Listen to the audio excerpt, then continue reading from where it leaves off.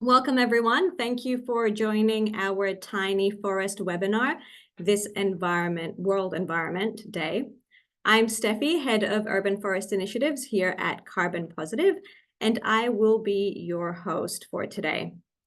I'm dialing in from Whadjuk Noongar Boodja in the southwest of Australia, and more specifically, from Mosman Park, which is just north of the Derbarl Yerrigan, colloquially known as the Swan River. I want to acknowledge the Whadjuk Noongar people as the traditional custodians of these lands who cared for country for generations before us. And I also want to extend my respect to all Indigenous custodians across the country and pay my deepest appreciation for the leaders past and present and those who are emerging. I'm so delighted to see many of you joining us today. And I also believe that there's quite a few international guests joining us today, which is exciting to see that there is interest from across the globe. I hope you are just as excited as I am for this webinar, as we get to hear from expert tiny forest makers covering their work across Western Australia, New South Wales, Queensland, Victoria, and the Australian Capital Territory. If you have any questions throughout the session, please pop them in the chat or the Q&A chat that is down at the bottom of your screen, and we will get to them during the Q&A session that is towards the end, after the speakers have finished presenting. The tiny forest movement has become a global sensation, I'm sure you can agree. And you may have heard them being referenced as Miyawaki forests or pocket forests, tiny forests, and even microforests. Now, these terms are often used interchangeably, but the concept was originally developed by Japanese botanist Dr. Akira Miyawaki in the 70s, and it was created as a method of afforestation. Now, based on local soil and floral surveys, the methodology looks at recreating native vegetation and the various forest layers through soil remediation, dense planting, and a diverse mix of plant species that offer incredibly fast growth rates. Perfect for fast urban greening, which is something we will be looking at today. Now, after planting, the forest is cared for through watering and weeding until it becomes self-sufficient, usually at the 2 to 3 year mark, and this depends on the context and where the forest is planted. This innovative planting methodology has been adapted to suit various climatic contexts across the world and offers a fast-growing solution to urban greening. Now, in Australia, we have seen their success flourish across our varying climates, and we've seen them galvanize communities into environmental stewardship. Now, tiny but mighty, these forests are designed to thrive in small urban environments, and within the confines of a few square meters, tiny forests enhance urban biodiversity, help reduce urban heat, and offer an incredible opportunity to strengthen community cohesion. Dr. Gray Coupland, Brett Krause, Nina Middleton, and Edwina Robinson are our speakers for today, and they will showcase you their work and offer insights and ideas on how you can adapt and create these forests in your local community. Our first speaker for today is Dr. Gray Coupland, who is based in WA and develops and leads the Miyawaki Forest Research Program from the Harry Butler Institute at Murdoch University. The research investigates the use of the Miyawaki or pocket forests for urban greening, increasing urban biodiversity, and improving urban livability in an Australian context. Gray will be talking about the Miyawaki Forest Program in schools, the value of STEM education, and how that feeds into research specific to urban heat. So Gray, over to you.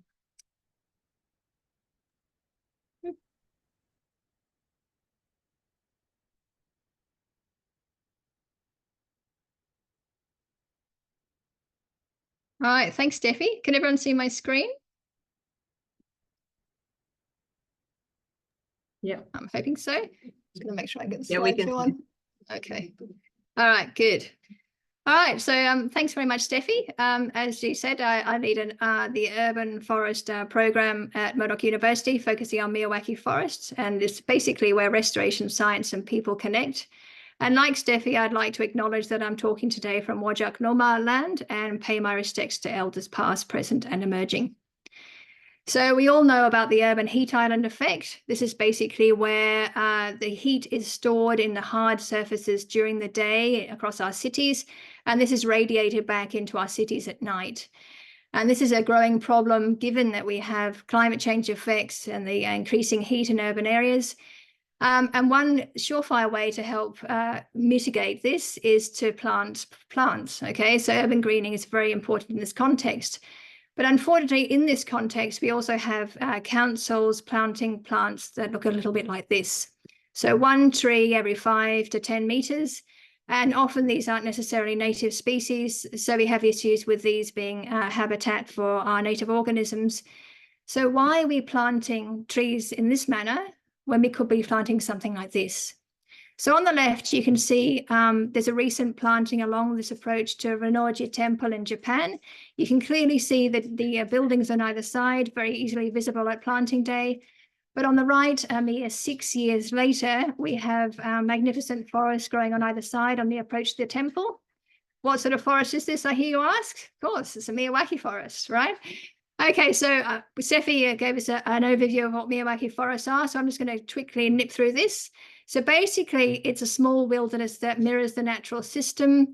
Importantly, it plants, according to Professor Miyawaki's guide, locally native species, what he calls potential natural vegetation. So these are the plants that would have been growing on the site before the site was cleared, and these are informed by a botanical survey of local remnant vegetation. Initially, Miyawaki was planting 2 to 3 plants per meter squared, but with a more modern approach to the methodology, it now looks at 3 to 5 plants per meter squared. And typically, most forest makers are planting around 30 locally native species. As Steffi mentioned, these forests are often small, so 200 or 100 square meters, but Brett plants much bigger forests, and Professor Miyawaki was planting on hectare scales. And what's very important to the methodology is soil remediation, because what we see typically in urban areas is depauperate soils, so soils that are bacteria dominated. So we need to reinvigorate the soil and bring nutrients back into the system. And we like to do this using locally available organic waste material. So this has led to the growing popularity of Miyawaki forest. As Steffi mentioned, it's a growing movement across the world. Basically because it provides a capacity for rapid urban greening, increasing urban biodiversity, which is critical in our cities. And very importantly, according to Professor Miyawaki's view of the methodology, is involving community in the process. And this is because people often feel disengaged and disempowered by the enormity of the climate crises and the biodiversity crises. And this has led to the growing popularity around the world. So the current paradigm regarding Miyawaki forests compared to traditional methods of reforestation is that they grow 10 times faster and they contain 100 times the biodiversity. You've probably seen all those numbers sprinkled through social media. They're actually incorrect. These forests mature up to 10 times faster. That's a really important distinction. Research indicates they're up to 20 times more biodiverse, and my research tends to point to that as well. And of course, because you're planting at high density, they actually contain 10 times the density. So this is the current schema we have regarding urban forests and the benefits they can provide. So we all know the benefits, human psychology, urban cooling, increasing urban biodiversity, and promoting social interaction. But what's missing from this is the opportunity for engaging people in citizen science and engaging children with nature as well, which is a really important part of that process. So this leads me to my program, which I lead from the Murdoch University. So I developed a research project, which is assessing how well the Miyawaki method can be adapted to Australian conditions and applying the methodology using Australia's unique plants and in our unique environment. So I do a whole bunch of stuff with that, but I'm not going to go into that too much today. I'm mostly going to concentrate on the outreach program. And this is a program that I linked in with the Western Australian curriculum that brings STEM engagement into schools, re-engages with children with nature. And that program has been recognised by UNESCO as one of the 100 Green Citizens programs in 2021-22, and was a finalist in the Australian Museum Eureka Awards for Innovation in Citizen Science last year. So the program is all about a circular economy approach to our lives, because we constantly engage in a more linear system. So we grow, consume, waste, and there's little capacity for people to actually remove their waste from the system. We can do some composting and whatnot.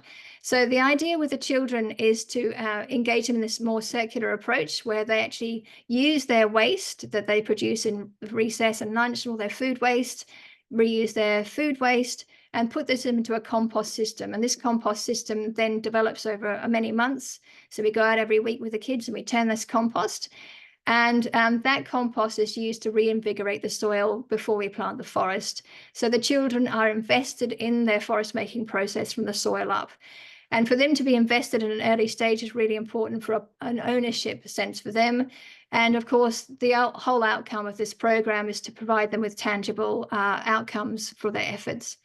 So this is just one of the compost piles. So we also go out into the community. We encourage the kiddies to go to local cafes and supermarkets to get their food waste and their scraps. Their own food waste is fed into the system, and then this is generated over a number of months. So we're not only investing children in really thinking about where their waste is going, but we're also stopping that waste from going into landfill and, of course, the carbon emissions it produces through methane production. And then that, of course, is all fed into the soil. So along with a big pile of coconut coir, which you can see on the top right-hand side, and that's to keep the moisture in the soil. We had to scrape off a lot of grass. Typically, the areas we're planting in schools are covered with grass, so we need to remove that first before we can remediate the soil underneath with the coconut coir and the compost. And then there are 13 schools that are currently engaged in this program across the Perth metropolitan area. There's one forest in association with Statewide Services, which is part of the education department here, and they use that as a bush classroom, which is a demonstration forest and for teacher training purposes. And there's also one forest out in the wheat belt. So these are the distribution of the forest across the Perth region. And out in Brookton, there you can see on the far right. Unfortunately, Perth has the distinction of having the largest footprint of any city in the world. We stretch 150 kilometres north-south. And because we stretch that far, we've actually lost a lot of our native vegetation. And the Banksia woodland that was once spread across the Swan Coastal Plain is now an endangered community. So what we're planting with the Miyawaki Forest Program is we're replanting an endangered system, the endangered woodland system. And contained within there are a number of threatened and listed plant species. And we're providing habitat for endangered species such as the graceful sun moth and a number of mammal species. So I'm just going to walk you through some of the things that the kids do in their program. So as I mentioned, there are 13 schools currently engaged with the program, and this involves about 3,800 students. And since monitoring began, so the very first forest went in the ground in July 2021, and this is up to February 24, we've taken almost 3,500 plant growth measurements, of over 5,000 soil and air observations. So the kids actually do a whole variety of different things. They look at plant survivorship, plant growth rates, soil, air and temperature regimes, soil moisture. They do biodiversity sweeps. So they do a whole bunch of different stuff. And they also look at the birds in and around the forest.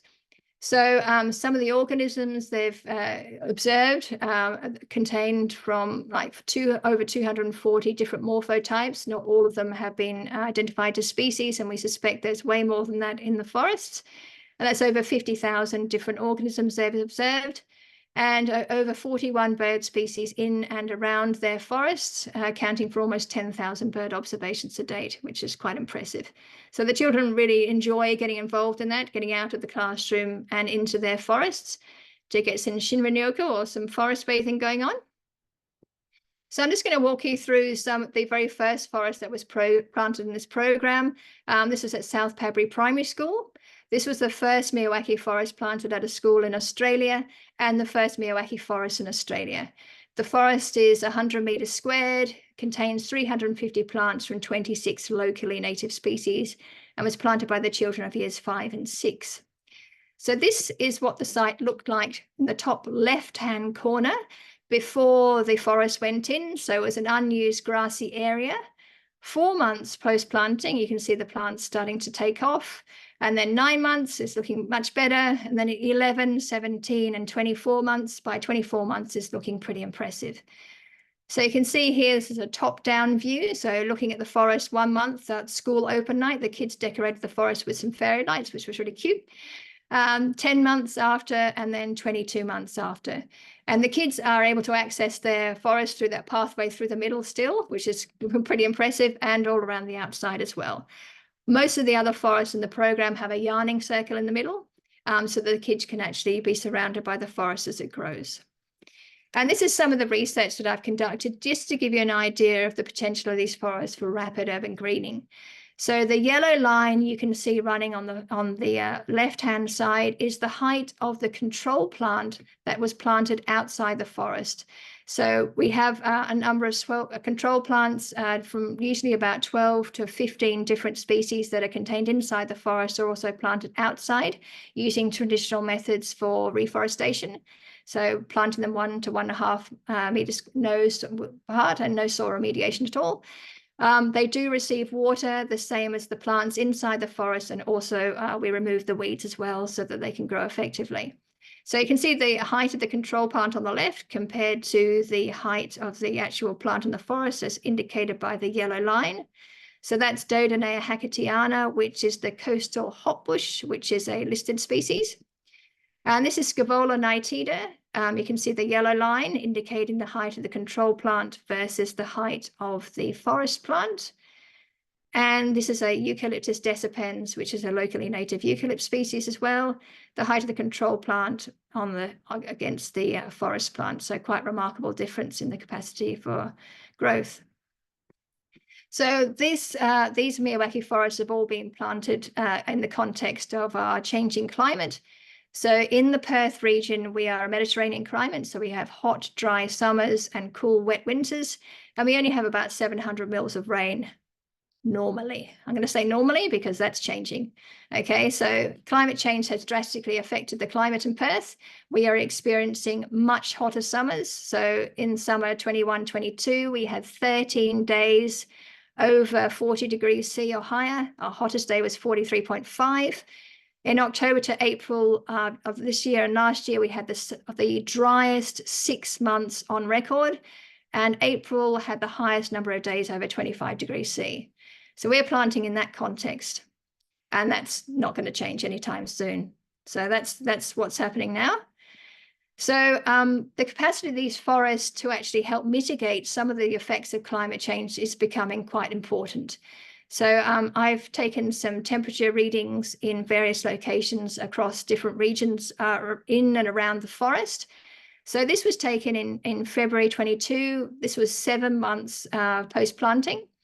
The forest area is indicated by the green quadrilateral on the left-hand side. So I took replicate temperature readings from the grass to the car park to the forest. So the grass area on average was 36. The car park was 58 and the forest was 26. And this is just on a 34 degrees C day. So quite remarkable differences in the capacity for localized urban cooling. And this just shows the deviation above and below the standard air temperature for that day, which was 34 degrees, which was the maximum. So the forest shows remarkable capacity for cooling. So that just wasn't at one forest. This is also at another forest. You can see here, I put some emojis in to replicate the forest because I don't have a more recent photographs, but you can see here, this was taken on a 42-degree day. So we had some really hot days this summer. So 42 degrees, it was 65 surface temperature in the basketball court, 66 on the sand outside the forest, 41 degrees in the forest, and an average of 49 in the grass outside. So that's really quite impressive. And then if you look at the difference and you think about how that heat is going to be radiated back into the urban space at night, the forest has remarkable capacity to cool the area. Now, I want you to note the photograph on the bottom right-hand side. It was so hot that day that I actually got heat stroke and my equipment malfunctioned on that day. So I had to keep putting my probe inside my lunchbox with my cool pack to help make it usable again. So that just shows how hot that area was. So in summary, basically, these forests have enormous environmental benefits in terms of increasing and providing habitat for our locally native species. Obviously, conservation and restoration of our plant communities, particularly as we have such widespread clearance of land across our urban areas, and also localized heat mitigation potential.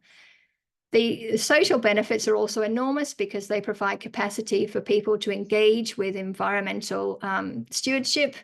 Really important in terms of my program for re-engaging children with nature, because we know that if we lose these children in terms of their connection with the natural system, then they're not going to fight for something they don't care about. And we need them to be the next stewards of our natural system. So re-engaging with children with nature has probably never been more important. And of course, as part of this program, we can actually create citizen sciences and importantly, engage girls with the STEM program.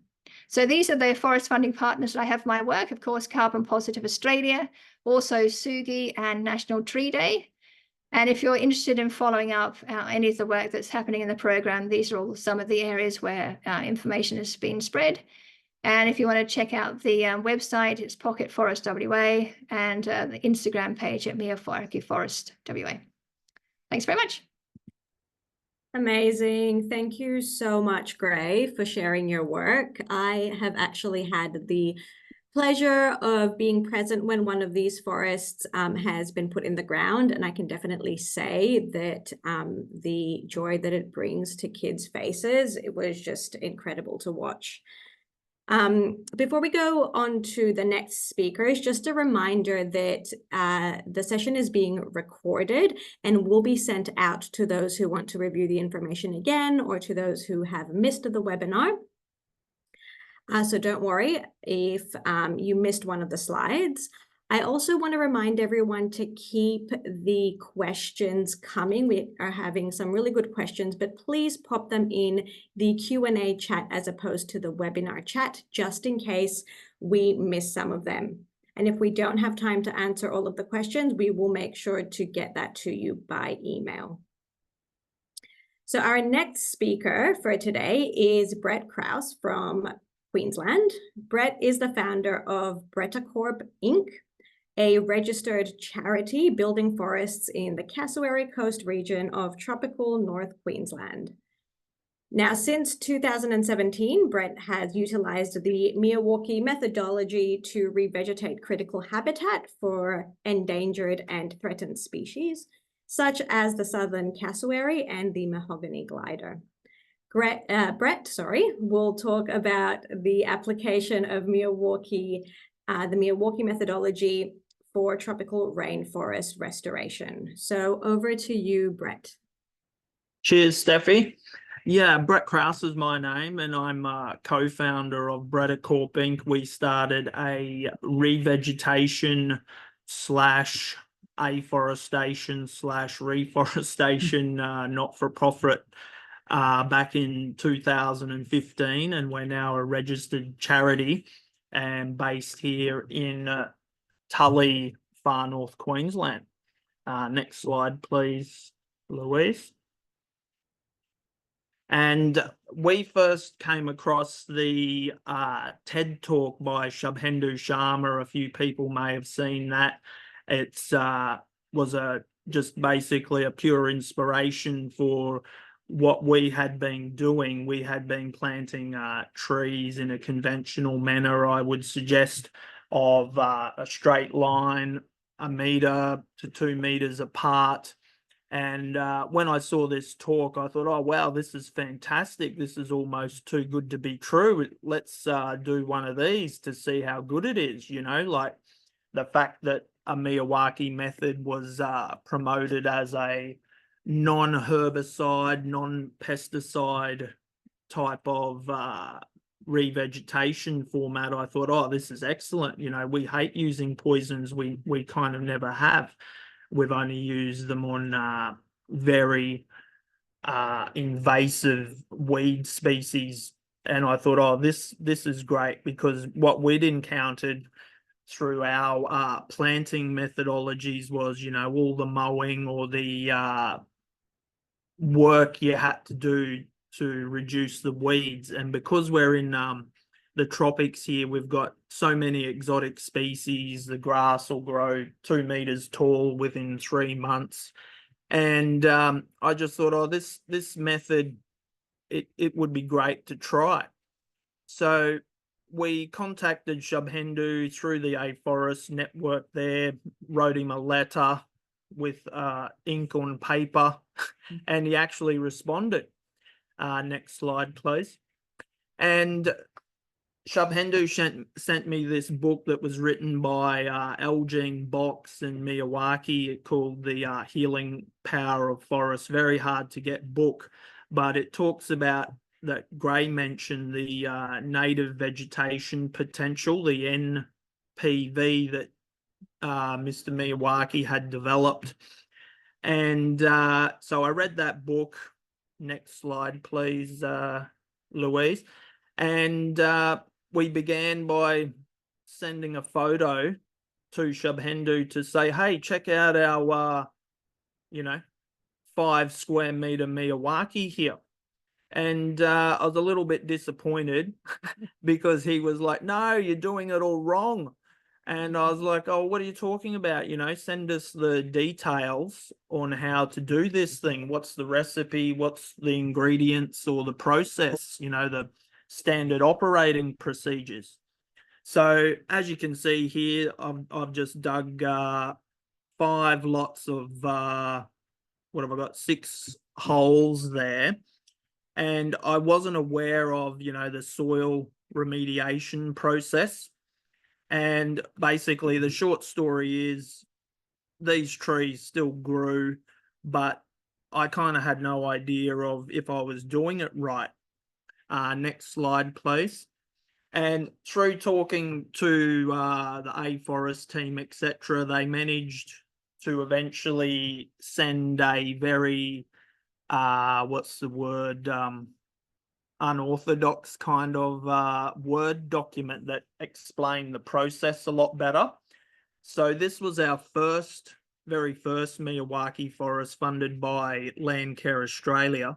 And this was 100 square meter plot.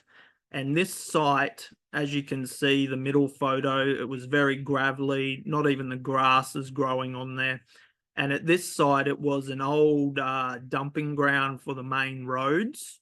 As you can see, that truck in the bottom right corner, that's the highway there, the Bruce Highway. So we wanted to test this out in the worst soil possible. This was in August, summer was coming, it was hot.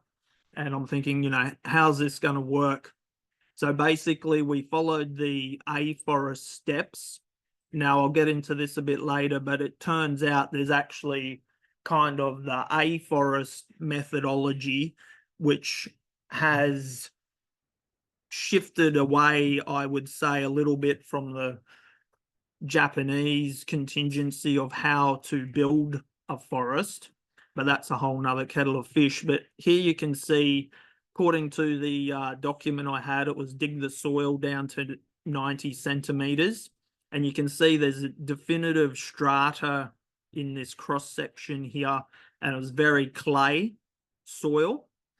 So we did that, dug it out, and the guy we got to drive the excavator, etc., he was just looking at us like we're nuts. He's like, what, you want us to dig out, almost 100 cubic meters of soil and then put it back in the hole?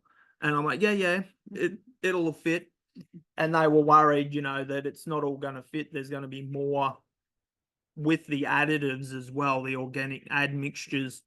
And they were worried it was going to mound up too much. But I persisted. We planted the trees, and now we've got a fully functional 100 square meter ecosystem in amongst a 6 acre plot that we had revegetated using other kind of methods. And then a few years later, we came across this diagram, which I think is fantastic to sum up to sort of the people who may not have much of an ecological background or, you know, flora kind of aspect in their life. So as you can see in this diagram, there's 6 steps in the natural progression on a blank patch of soil for a forest to regenerate. So what the Miyawaki forest does is it cuts out the steps 2, 3, 4, and 5, and you're planting into the bare soil or, you know, the very small amount of grass that may be on the site, and you are creating a climax species forest. So you've skipped out all the steps of the grass and the forbs having to grow there, the shrubs, etc., and eventually after some bird droppings or the wind or rain might drop in some seeds, we've skipped all that process and just moved straight to the climax species. And after meeting Mr. Elgene Box last year down in Coffs Harbour, Gray was there as well. We went to the vegetation symposium, and one of the real gems of talking to this gentleman was his concept was, and he's worked with Professor Fujiwara, which I'll get to, who has also worked with Miyawaki when he was alive.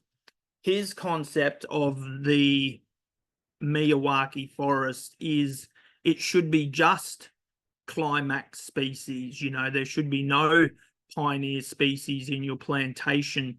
And his rationale was that if you're planting with pioneers, they will take over very quickly the site, and you've kind of jumped back a few steps into step 4 of pioneer woody species. So from now on, we're going to be focusing on using just the climax species, and maybe 1 or 2, 5 out of 300 trees would be a pioneer species. So I think that's a real important sort of step there to understand. It's great that we can plant all these trees, etc., but if we're just using pioneers like we would in a conventional planting, it kind of undermines the process. Next slide, please. So here's an example of some of our forests. We've built 15 now since 2017, some funded by Carbon Positive, Sugi. We've had federal grants we've received some funding for. But this forest was a Sugi forest, and as you can see, just after we got 4 years here, this is the growth of this forest. And one of the aspects you'll notice is that the forest is not only growing upwards, but it's also progressed outwards. And I think the real benefit from the way we are building forests here in a rural setting is that this 100 square meter perimeter, or this site and around the perimeter, what you're going to find is the forest is actually going to be expanding outwards slowly. And I think that's great, just to be able to build a small forest. And if you could have, 6 of these little 100 square meter hubs, eventually, the forest is expanding outwards and could potentially join up to another small forest that would be beside it. Next slide, please. And so I'm always fascinated with how, are these forests only applicable for small urban sites? And my answer is no. We could build hectares of these forests, but you wouldn't need to excavate a full hectare. You would only be excavating half a hectare, do it in strips, leave a 5 meter gap, do the next 5 meter wide strip. And all you would have to do is mow the grass or the site in between these Miyawakis, And within a year, 2 years, eventually the canopy is going to come up over the blank strips, and then that will self germinate through the birds and the animals, etc. So, you know, there's no need to excavate a full hectare, just half of it in strips. So huge potential there, particularly for farmland and rural areas where we are. And these are just a few more shots of different forests. As you can see, the growth rate here. And these two particular forests are side by side to one another. The Smith's Gap Forest was another Sugi 100 square metre forest. And then behind that, we did I think it was a 400 square metre forest. And they've basically joined up where the forest has come up. There was a gap in the middle, and now there's like a tunnel, and there's even succession and germination of species in the area that wasn't actually excavated. Next slide, please. And they're also, like Gray mentioned, a great way to get children, schools, citizen science involved. And I would applaud anyone that goes down that track, because there's so much data to collect, and the networking, the well-being aspects of these forests, I think, are just a lot sort of easier or better to collate the information, because there's such a compact, nice little project. Yeah, they're not spread out across an acre of land with a tree every 1.5 meters by 1.5 meters. And as you can see, this grass here, it's just so rampant that I find these forests are a lot easier to maintain. You know, some of these forests that are even 200 square meters with 3 people, we've hand weeded them within 5 hours, and we do that maybe 3 times in the first year, and that's it. Pretty simple. Next slide, please. Now this one on the left here, I've actually got the labels mixed up. The gerbum should be on the casuarina and vice versa. But the casuarina site here, the two on the top there, that was quite a wet site, and that was a council site that we were given to work on for the Queen's Jubilee, which leads into who's the owner of the site and who's going to look after it. And I'm sure, Edwina, you've had a few issues keeping control of public area sites clean, maintained, and free of vandalism. So that's always an issue that's worth talking about, is, you know, we can build these anywhere, but who's going to look after them in the end? Next slide, please. So I traveled to India last year and was lucky enough to meet the AForest team. And this photo here is taken in Kashipur, and Sunny, who is sort of the lead project manager for AForest, is here at this particular Miyawaki, the first Miyawaki that was built in New Delhi. Next slide, please. And we were able to look around, and this particular site, it's right next to a polluted river that practically is off-gassing as it flows through the city. So these guys, basically, they wanted to present to the government there that they could build a Miyawaki, they could look after it, and that it could be functional from a leisure recreation point of view in the, you know, one of the biggest cities in the world. This site, this picture here, sorry, this is us discussing, you know, the survey that we did of this older forest in Kashipur.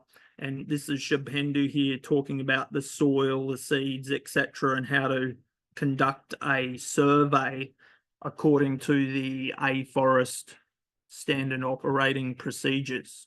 Next slide, please. And it was just a great experience. We learnt, you know, fine-tuned all the sort of information I had.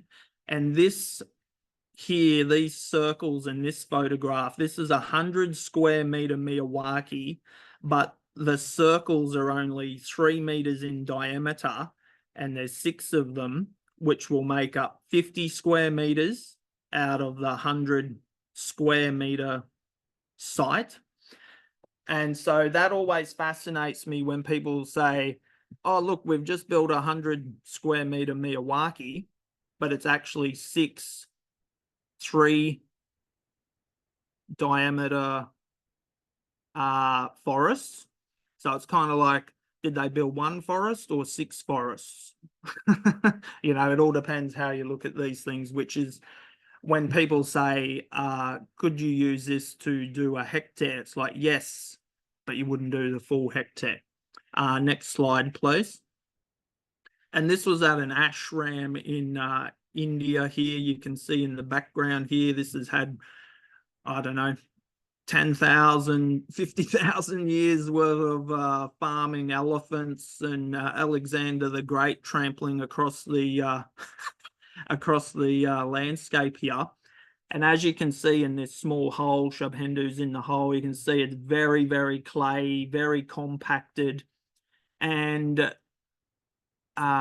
through the process of the Indian Aforest team, I discovered that, you know, the way and the reason why they do things is very much related to their geographical positioning. There's a lot of aspects that are different, very different from the Japanese process. For example, sometimes when I spoke to Dr. Fujiwara in Japan, she's like, we don't even do admixtures or dig up the soil and add, you know, soil to the dug up soil. So I found that very interesting. Also the sticks, it is a forest operating procedure to put these stakes in, and they go along and they tie each tree up to the stake. Now, that's great. We use the stakes too, but we use them to just sort of measure the height, growth, and we know where each tree is. And I wouldn't particularly tie a tree to a stake because I think, well, that kind of makes them weaker than if they're blowing around in the breeze, which is a bit of a whole nother story. Next slide, please. So I guess my main point is there's a lot of conventional knowledge based on the aforest Miyawaki method compared to the Japanese afforestation method, which I think is worth pointing out, and that's a good 1 hour's discussion on the differences and the contrasts there. This is myself with Shubhendu and a filmmaker, Ken, who we went to, you know, get to the bottom of this story. Next slide, please. So then that was followed up by a trip to Japan to get to the bottom of the Miyawaki story. And this picture here is the very first Miyawaki that was built in 1972-74 at the Oita Nippon Steel Works. And we were able to, you know, jump the fence, get into the forest and have a good look. Next slide, please. As you can see, this is Professor Fujiwara just explaining a sign here, educational interpretive signage at the Yokohama University. And that was also another place where a lot of Miyawakis were constructed in the mid-70s. Next slide, please. So it was great to talk to Professor Fujiwara, who had worked with Dr. Miyawaki, and sort of get all the lowdown and the tips on what is and isn't a Miyawaki forest. Then after we met Professor Fujiwara, we caught up with another lady who is part of the reforesting in Japan, and this is Mio. And this forest, it's like, I think 50 square meters, and it's in the middle of Tokyo, in the middle of the densest prefecture there. And as you can see, there's buildings, footpath all around it. And what do you know? They've built a forest in the city. And I just love how this gets everyone jumping up and down, and they're like, oh, the concrete, the roots, the infrastructure. But these little forests is kind of everywhere in Japan, you know, they're building them more and more, as opposed to what Gray showed us in the streetscape there of Perth. And it just, to me, makes so much more sense, you know. It can be done, it works. And the best way in an urban setting for these forests to keep them under control is to just trim the edges off. And one of the golden rules is to never trim the top of the tree, but always the lateral sideways branches. And so this will become kind of like a hedge in a way, with 20, 25 different species. Next slide, please. So basically, we build these forests for nature, for the animals, not so much the citizen science aspect. They're wild places that are created not so much for people to meander through, but for these species, these endangered species. Next slide, please. Here's our details. If anyone would love to know more, we're on Facebook, Instagram, etc. And for the right price, we'll come and build one for you in your backyard, perhaps. And if Jeff Bezos is listening, we only need 0.1% of your net profit. Hopefully he decides to give that away. Thanks, Brett. I really appreciate you sharing what your work looks like in this space. It's always very interesting to see how this has been adapted to the various contexts, depending on the plant species and the soil types as well. And we do have some questions for you that have come in, so we can have a look at those later on in the Q&A. So next up, we have landscape architect Nina Middleton from Victoria. Nina is also the Tiny Forest Program Coordinator at Earthwatch. And in this role, Nina empowers communities to engage with nature and become stewards to care for their local environment. Nina will be talking about biodiversity and citizen science and what this means for communities. Nina, over to you. Thanks, Steffi. I'll just share my screen.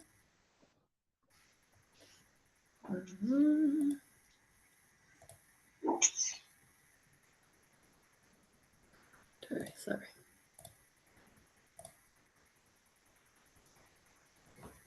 Make that full screen. Can you see that? Yep, we can see it. All right, cool.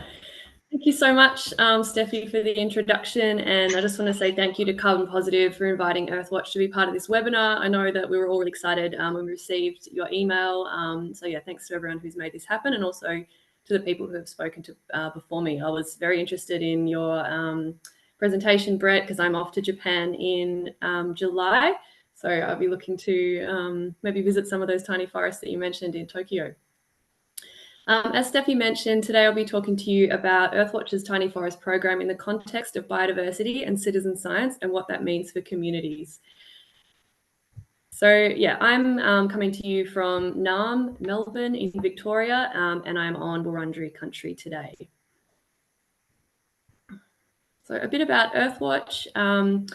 Earthwatch is a global environmental charity that brings together people, nature and science to create transformational experiences that create long-term behaviour change towards the environment. And citizen science is central to the approach where people from all walks of life gather critical scientific data to generate environmental insights, inform future policy and motivate long-term behaviour change. Here we have the climate and biodiversity team at Earthwatch. So we are Shannon on the left, Jessie in the middle, and myself, Nina, on the right there. And we are at one of the tiny forests in New South Wales holding some puppies, which was a great day. So, what is citizen science, which is the crux of my presentation today? Essentially, it is the practice of public participation and collaboration in scientific research. So if you've ever used the app iNaturalist to record a scientific observation, say of a plant or a pollinator, then you've been involved in citizen science. If you haven't used the iNaturalist app, citizen science is basically that you participate in scientific research through recording data such as a rare bird sighting and submitting your record to a scientific research body. I'd also like to mention our partnerships with companies that we work with, such as Groundswell Collective and the Southeast City Residents Association, who are doing amazing work in the tiny forest space and assisting us in the collection of citizen science data. Oh, sorry. Oh, too far. So biodiversity and citizen science, how do we engage the local community in this? The principles of citizen science are applied to Earthwatch's Tiny Forest program in a 3-step approach. So this is planting, engaging, and collecting. So firstly, we engage the local community over 2 days to plant the forest, with 1 day with local school children and then the other day with the community. And during the planting, we engage the local community in ways that they can contribute to biodiversity on an ongoing basis. And one of these ways we do this is through the promotion of our tree keeper role. And tree keepers are volunteers from the local community who care for and maintain and collect citizen science data for a 2-year period that contribute to the international body of research on tiny forests. First Nations engagement, this is also really important and central to our the Earthwatch approach to tiny forests. So we engage Aboriginal corporations, local elders, artists, community in the design, plant selection, naming, the signage, the planting days, the volunteering, and where there is a desire, the sharing of knowledge, with the broader community. As part of our tiny forest that we're currently working on in Ku-ring-gai in Sydney that we'll be planting in a week and a half, we've engaged Bush to Bowl, and they are an Aboriginal social enterprise aimed at connecting First Nations people with country and their traditional foodways.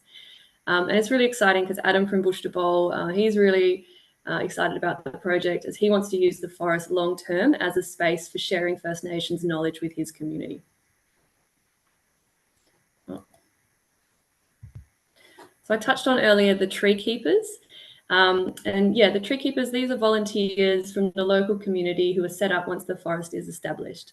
The volunteers look after the forest for a 2-year period to monitor, maintain, and care for the forest.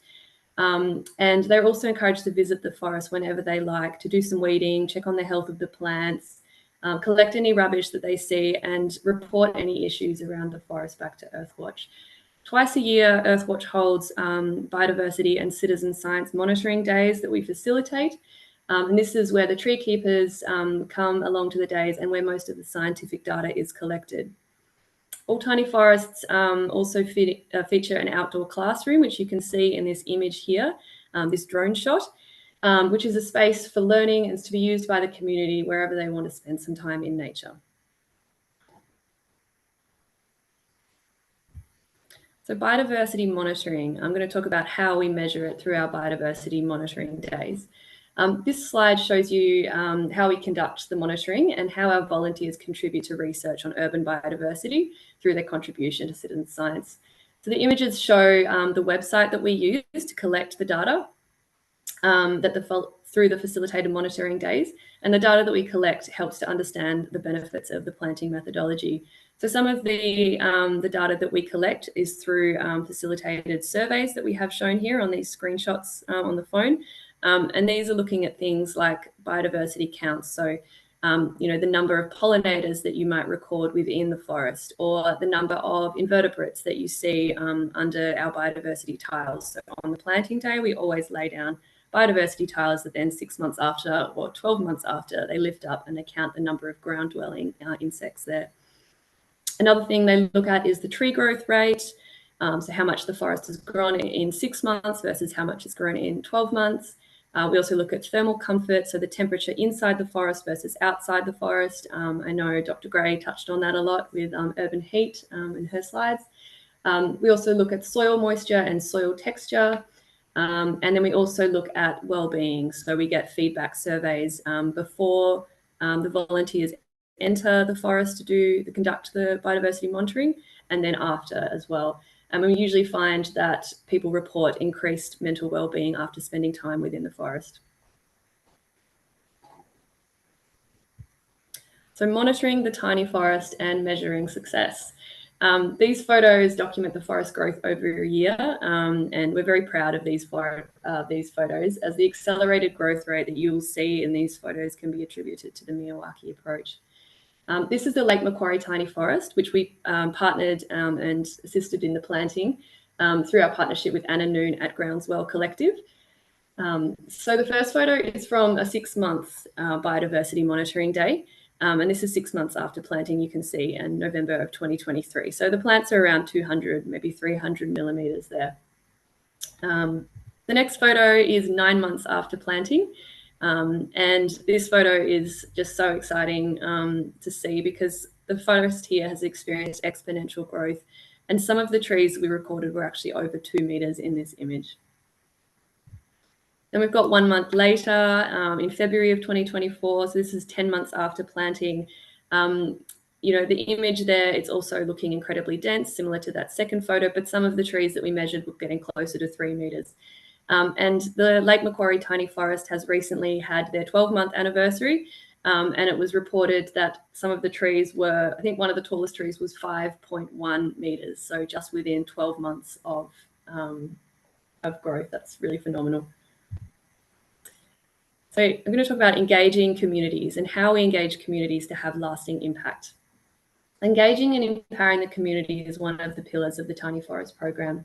And these pictures are from our Monash planting day that we had about 3 weeks ago with the Mount View Primary School children.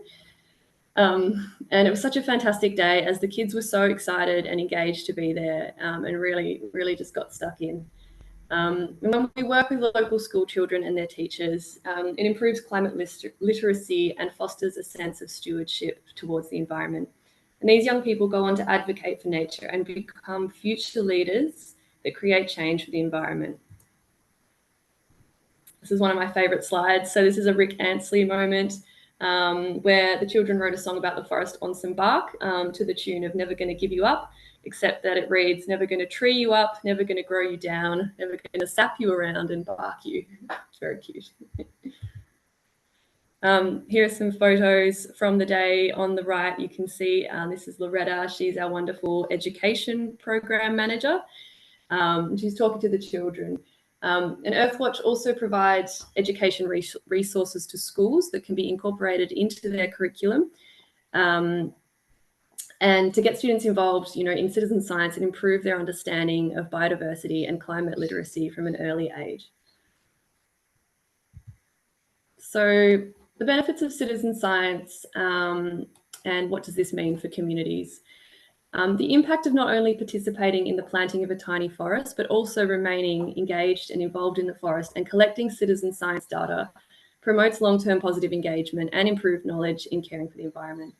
It also empowers the next generation of nature stewards to lead environmental change through the ways that we engage students. So the outdoor classroom that I mentioned earlier in one of the slides provides this space for nature-based learning, where they can learn more about biodiversity, climate change, human health, and how they can take action. Children are also really motivated after being involved in a tiny forest because they learn about Indigenous plants and their importance. And then they can go on to plant these in their backyard to create biodiverse backyards in their home. The community, benefits are numerous. Social cohesion and livability is improved through improved mental health and physical health through being involved in a tiny forest. Through an increased connection to nature, there is increased sense of place, belonging, stewardship, an increased connection to their community, and thus decrease in loneliness. The community education, community has an improved understanding of the value of biodiversity and how they can contribute to high quality green space that in turn impacts human health, and their increased knowledge of how to improve biodiversity and urban greening as well. So here we have some case studies that I'd like to talk about of the tiny forest and how we have been successful in engaging communities. So the first forest on the left that I already talked about is our Monash tiny forest that we planted in May. And this was so successful, I think, because of Earthwatch's really good working relationships with the local council. So Monash City Council, they have a really strong biodiversity team who is so active and engaged with their amazing volunteer community who is really passionate. Prior to the planting day, we tapped into these existing community groups and engaged them through the promotion of the forest to attend the planting day. So I think also the marketing of the forest is a huge element. On the day, Earthwatch also provided education and around the importance of planting Indigenous plants, and we also really promoted the tree keeper role. I think this has been really successful, how we did this on the day, because we have had 30 people sign up to become tree keepers. Ongoing at the Monash Tiny Forest, Earthwatch will be managing the tree keeper and volunteer management and also assisting them in the collection of citizen science data. The second photo is from the Lake Macquarie Tiny Forest in New South Wales. And I think this has been so successful because of Anna Noon, who I mentioned also, I mentioned earlier, associated with Groundswell Collective. She is so involved in her local community and is such a passionate advocate for the Tiny Forest program. And for this forest, Anna Noon is leading the citizen science component and tree keeper management. This last picture is of the Victoria Park Tiny Forest in Adelaide in South Australia. And again, I think the success of this is from our partnership with the South East City Residents Association and all the work of Doug McAvoy in engaging the local community and being a passionate contributor to the project. So Doug is managing the citizen science aspect of this forest and again is contributing to Tiny Forest Research International.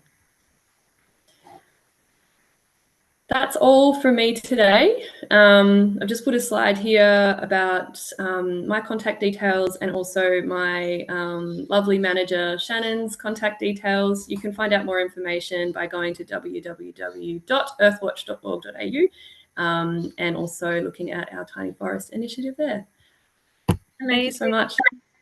Thank you, Nina. That was great. I really loved how you highlighted the success of these forests being at the center being the community and how collaboration can really make these flourish. I think what I loved about the Groundswell project and the one that we were able to fund with Anna Noon this year at Taraba Public School was the fact that we were able to, as an organization, support another organization's work to plant the forest, but also then to have Earthwatch come on board to help with the data collection aspect. So I think that really highlights the ability for them to be bringing organizations together and tie in everyone's work really well.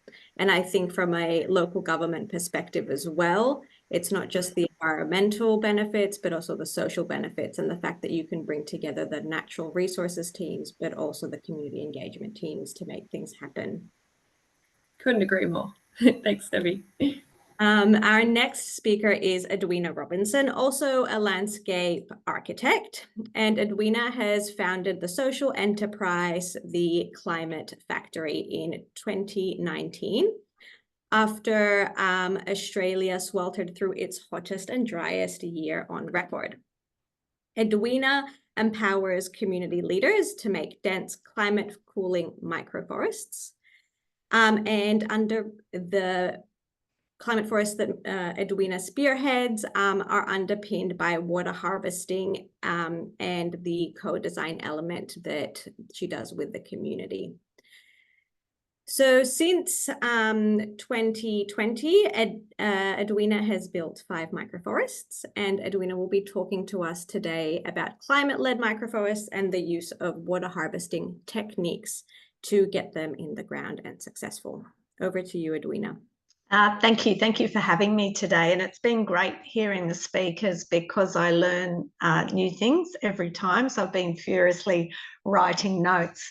So I just want to share with you the work I've been doing in the ACT and New South Wales. And it would have been impossible without having leadership, volunteer leadership teams at each of our microforests. So here's 2 of our microforest leaders who are also co-founders of another initiative that I'll talk about later, but Liz Adcock on the left and Purdy Bowden. So they were involved in the Watson microforest, and they've just shown me how partnering with local community can make such a difference to the work we're doing. I'd just like to acknowledge that I work on the land of the Yuin and Ngunnawal people, and that land was never ceded.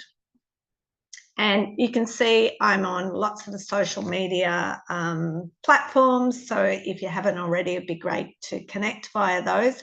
And I've also got a YouTube channel as well. So just to give you a bit of a sense about what I'm talking about, I'm going to be talking about what led me to start this process, where I've been inspired, our 5 microforests. I can't even see, I've got to hang on for a tick. How our microforests are different, water harvesting, what the signature tree is for Canberra. I also want to talk about the Moruya microforest. It's the first project I was involved in New South Wales, and there we're replicating an endangered ecological community. We'll also talk about the Queanbeyan microforest that Carbon Positive Australia was one of our major sponsors for, so thank you. And then next steps for the future. So 2019 was Australia's hottest and driest year on record. And as I was driving from the New South Wales South Coast back to the ACT, this is what I was seeing. So this is an example of a block of apartments nearby Sullivan's Creek.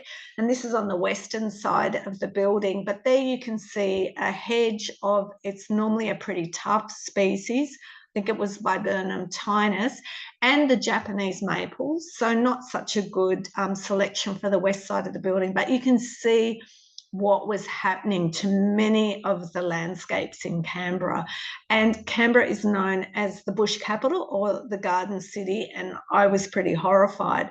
So that year, Canberra only received 358 millimetres of rain, which was 58% of the average. So I thought, God, you know, we're going to have to do something, you know, really, really different in the future.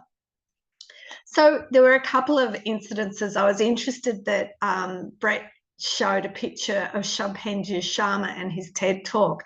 I also came across that TED Talk maybe a little bit later than Brett, because he started, I think, his work in 2017. But 2019, I saw Sharma's talk and I thought that's exactly what I want to do. I want to combine my skills as a landscape architect and my work in community to make these tiny forests. But I'd also visited the Australian National Botanic Gardens in Canberra earlier that year, and I took along with me some thermometers because I wanted to test, you know, what the temperatures were like in the local environment. So I got out of the car and the air temperature in the asphalt car park was 37 degrees. And at the shaded nearby concrete concourse, and this was still shaded by lots of vegetation, it was 34 degrees. Now, 50 years ago, people at the Botanic Gardens decided they wanted to build a rainforest in this gully at the Botanic Gardens. And there are a number of skeptics who said it couldn't be done. But the founders went ahead and they created this layer of overhead vegetation. So, you know, hardy species like eucalypts and wattles, but underneath they created these layers of beautiful vegetation. And as I walked down into the bottom of the gully, it got cooler and cooler. And at the bottom, the temperature there was 26 degrees. So that made me really realise that it was the combination of dense planting, excellent soil preparation. So you think about all the leaf litter that would have fallen over the 50 years, plus mulch would have been applied, plus the application of water. So they had a misting system in there and also a creek that was being pumped up, that was creating a space that was like nature's evaporative cooler. So since 2020, we've built 5 microforests led by community, and we've we have a program where we use crowdfunding to raise the bulk of our money. So we've raised over $131,000 via crowdfunding. Our most successful campaign was led by those two, there were actually 3 women involved. That first photo you saw on my main screen was they raised nearly $53,000. But that kind of number is a bit skewed because there were a couple of very big donations at the end of $15,000, one by a local supermarket and that $10,000 by a developer. So you can see that you can raise quite a bit of money via crowdfunding. So there you can see the 4 locations quite close to one another in the ACT with Queanbeyan and across the border. And also the last one that I've been involved in leading is the Moruya Microforest there on the south coast of New South Wales. And that one's, as I mentioned, is very special. So how are our forests different? Well, basically, we've created a method or blueprint that we involve community from the very beginning. So we call it the 8 steps to make a microforest. And step 1 starts off with the community forming a leadership team. So they'll be volunteer leaders who'll be working together, supported by the Climate Factory for 12 to 18 months to make a microforest.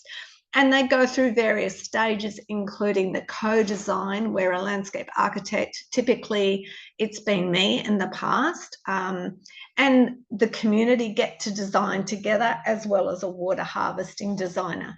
So you can see that our forests aren't a blob of planting, that they involve a lot of variety. And this one, I suppose, is particularly interesting because it included a nature play journey, as well as dry creek beds, which are an expression of our water harvesting system.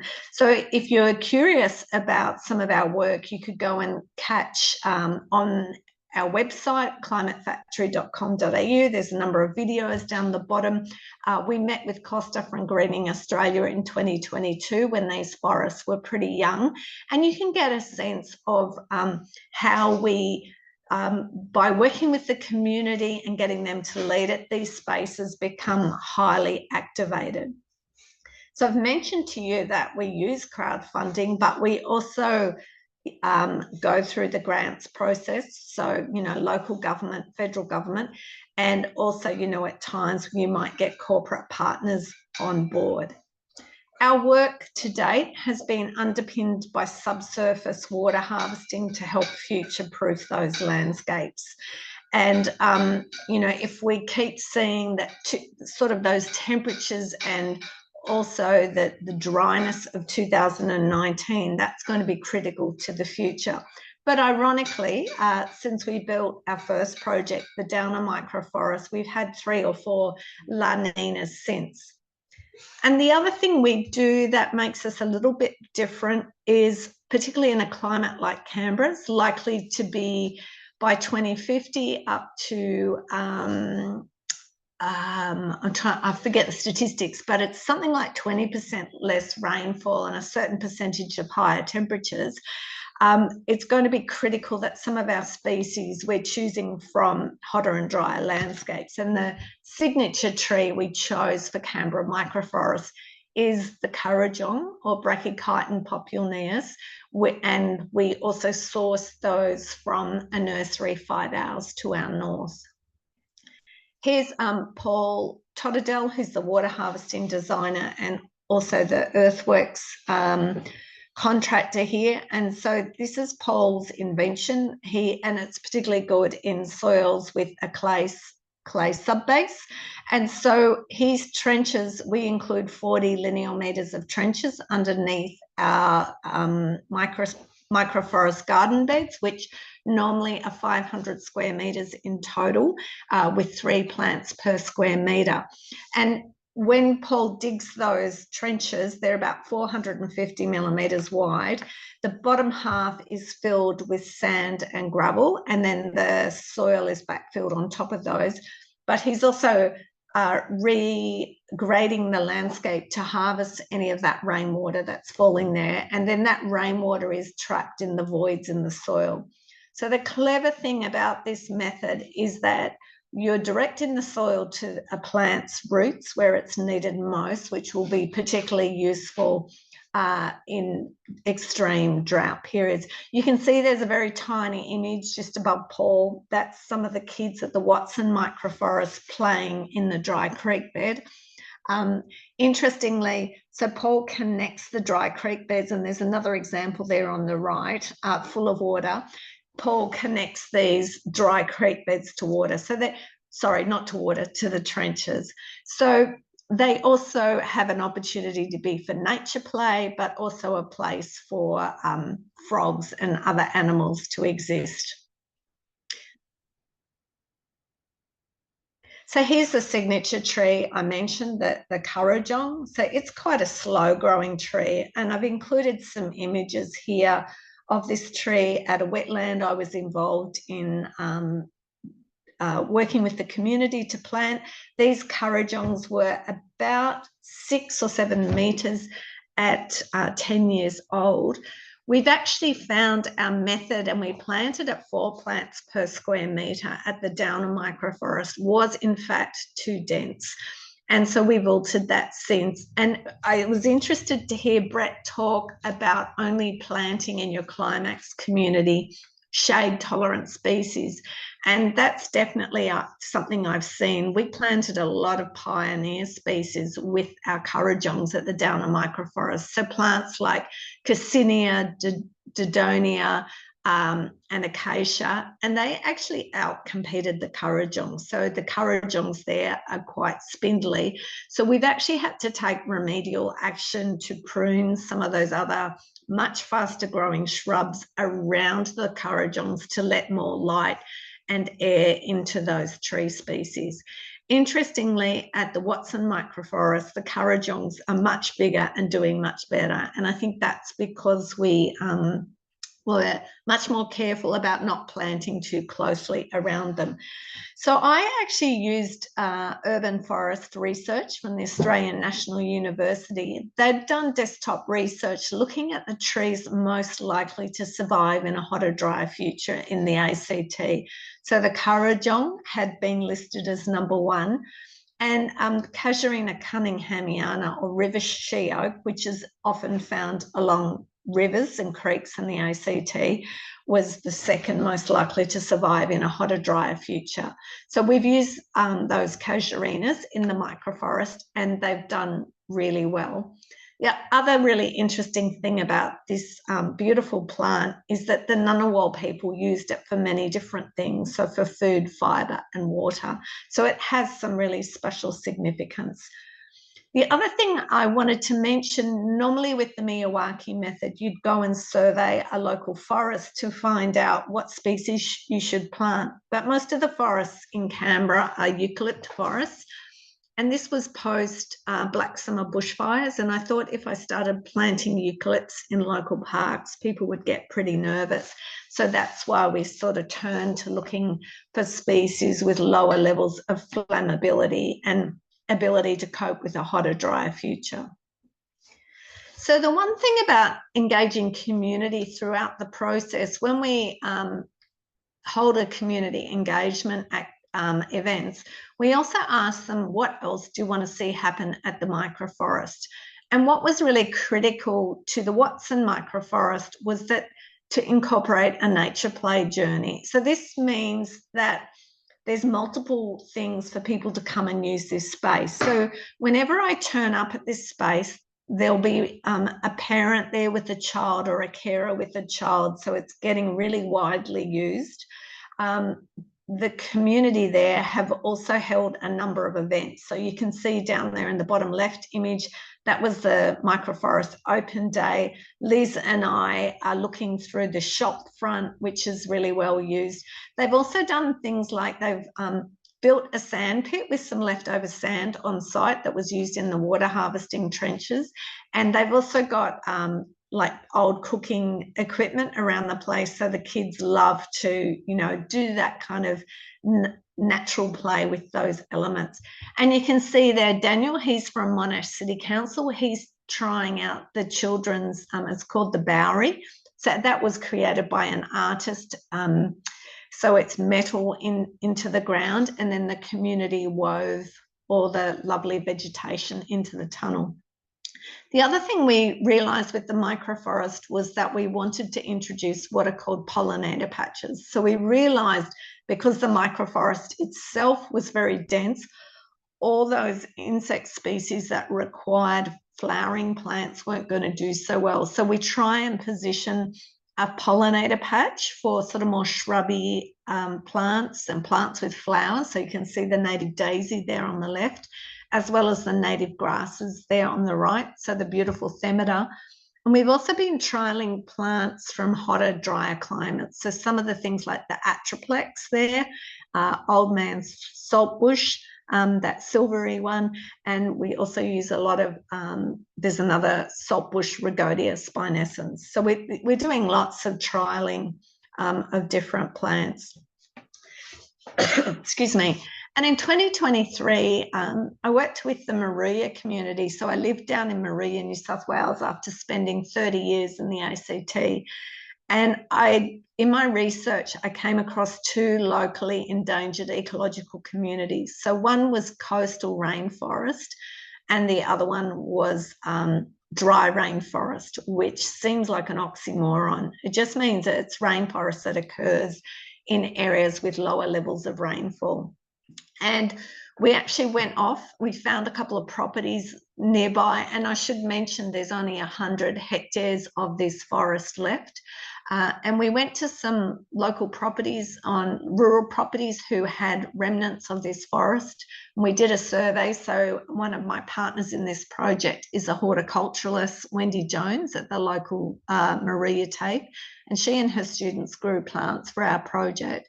But you can see me there holding, that's the dominant species of these forests, which is the Ficus rubignosa, or Port Jackson fig.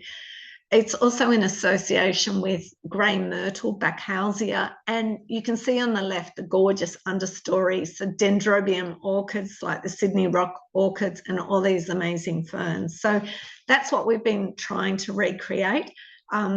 We've had a hell of a lot of rain since we planted this in May 2023, and we've probably lost more plants through them being too wet than too dry, which is ironic, but we're just working on that. And any of those areas that have gotten too wet, we're sort of changing some of the species composition to take care of that. So, and we'd like to thank Carbon Positive Australia. They were a major sponsor of the Queanbeyan microforest that was built this year. So you can see Mitch there. He's the co-leader on the left of the Queanbeyan microforest, and they held their working bee last weekend. And just to tell you what's next, I love this image, a little girl on one of the recycled nature play elements. So this is recycled wharf timber that they used at the Watson microforest. And you may have noticed we also, around the nature play area, included exotic trees that lose their leaves, because if any of you have know Canberra at all well, winters can be pretty harsh. And I thought the nature play area wouldn't be used very often if it was gloomy with evergreen trees around it. So we actually included 7 trees throughout the design. So our next steps is we're forming a not-for-profit, the Microforest Collective. And one of the things we'll be doing is we'll be making available digital training products and an ebook. We're on the lookout for corporate partners, so if you know any, let us know.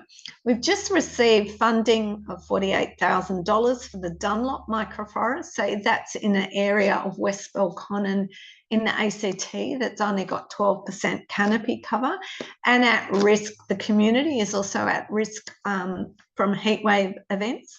We've been speaking to the Australian National University about building a microforest with their forestry students from the Fenner School there. So each year one of the professors of forestry brings his students to a tour of our microforest. And I hope I'm allowed to say this, but a whole lot of us are hoping to go to the Miyawaki, an education conference in Japan in October this year. So thank you very much for having me. Amazing. Thank you so much for sharing your knowledge, Edwina. It's been awesome seeing these projects pop up and also working closely with some of your forest leaders and watching them progress through the process. Now, I'll get you to unshare your screen while I quickly talk a little bit about where Carbon Positive fits in with everything. So Carbon Positive Australia is an environmental charity that was established over 20 years ago. So we develop and implement environmental restoration projects and provide educational tools like our carbon calculator to help organizations and individuals take positive climate action. Our very small organization has worked hard with partners over the years to restore degraded landscapes, primarily in Western Australia and New South Wales, creating much needed habitat for our threatened species and bringing biodiversity back to our ecosystems, as well as sequestering carbon to buffer human-induced climate change. However, we know the impacts of climate change are far from being mitigated, as you probably all know already. And did you know that extreme weather, in particular heat, is driving up hospitalizations? So heat risks from extreme heat events are posing a threat to our communities across the country. And this information is based on research that was recently released from the Australian Institute of Health and Welfare. So planting trees isn't just about restoring the land, it's about bringing communities together and building their resilience. And for this reason, Carbon Positive Australia has been exploring how we can amplify our work, get more trees in the ground, and support communities for the future. We truly value collaboration because we know we need to do this together. And this is why we partner with other organizations, community groups, individuals, and researchers to do this work. We enable our partners to use their experience and local expertise to plant in heat-impacted urban areas and ensuring nature-based solutions are fit for purpose. Now, together, with some of the people that are also on the panel today and some who have not been able to make it, we have planted over 14 tiny forests across the country in most states and territories, and we're really thrilled to have just a few more planned that we will be announcing over the next few months. You can find out more about these projects through the link that I will pop in the chat just now. Unfortunately, we have not got time to go through the Q&A, but I have noticed that Dr. Gray Coupland has been answering most of the questions.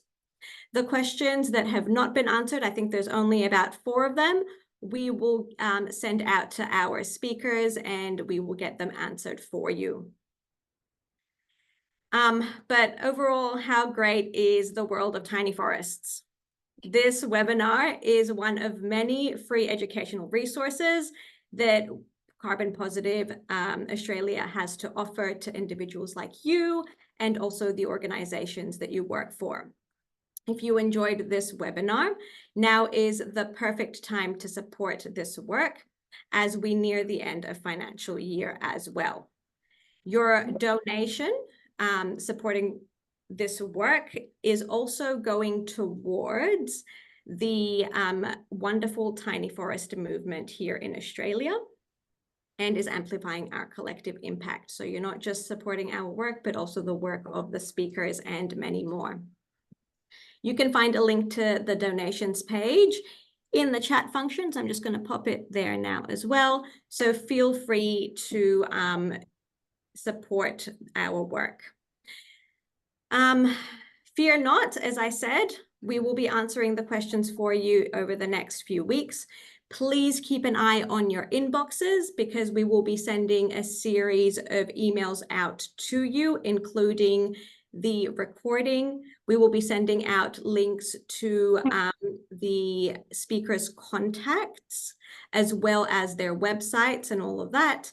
And if you are based in WA, you will also be receiving a little advocacy pack that you can use to complete the urban greening strategy community consultation process and advocate for tiny forests. And we also have one designed for everyone else across the country as well. So on behalf of the Carbon Positive Australia team, I would like to thank our incredible speakers for sharing their knowledge with all of you today. And of course, a big thank you to all of you for taking the time out of your day to join us. If you have any further questions or queries, please don't hesitate to touch base with us. Otherwise, I hope you enjoyed it and have leaving this webinar with lots and lots of ideas on how you can make this happen for your community. See you all soon. Thank you, Steffi. Thanks, everyone. Bye. Bye.